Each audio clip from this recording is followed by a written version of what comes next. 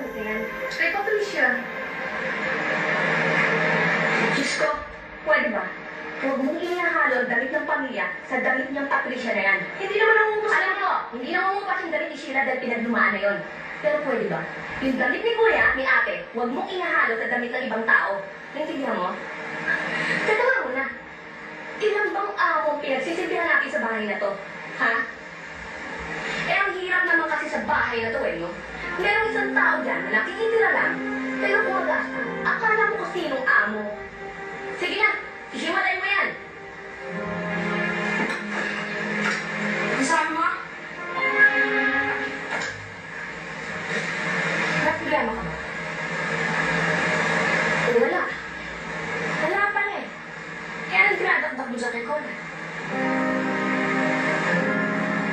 Alam mo ikaw, mag-iingat ka sa pananalitan. Lumalabas sa bunganga mo. Pag-ingatan mo lang, isang araw magigising ka na nilalaman ng bilang. Sana mo sa labanan ng mga amo mo. Ano nangyari? Ba't dito ha? Di ba sabi ko siya kung tayo kay Paresik? Nakarinig ako ng putok eh. Ano nangyari? Ba't hindi ako may post mo? Nasa yung subject mo, ano ba? Huwag ka naman nagwalis ako. Nakalo! Teka, sinuwi mo ako! Kaya ka nagpagkibigay sa lalaki yun? Wala akong ginagawa mo sa mamaniwala ka sa akin. Nilagay mo sa mga dimabungtri mo! Ha? Wala ka naman muna sa kasunodang gumampo sa'yo? Wala na! Ha?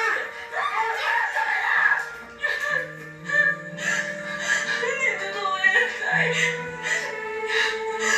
Wala akong ibang nangyarihan kundi tumulong at maging bahagi ng tingin to. Wala akong ibang iniisip kundi kayo. Ang kapakanan niyo, ang kapakanan ng buong mundo lang. Pero kahit anong gawin ko, kahit anong sabihin ko, walang magbabago. Hanggang ngayon, hindi niyo pa rin ako napapatawad sa nangyari. Hindi niyo ako natanggap bilang matulog. Hindi niyo ako matatanggap